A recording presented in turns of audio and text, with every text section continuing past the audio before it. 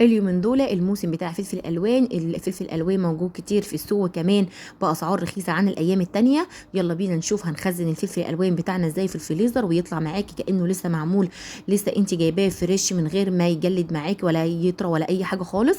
يلا بينا. اول حاجه كده اجيب فلفل الالوان، هبدا كده اغسله بالميه الاول، وبعدين اغسله بميه وخل، واحطه كده في طبق كبير، وبعدين هبدا اقسمه. هعمل منه كده جوليان للشاورما والسندوتشات، وهعمل منه كمان قطع صغننه كده للعصاج.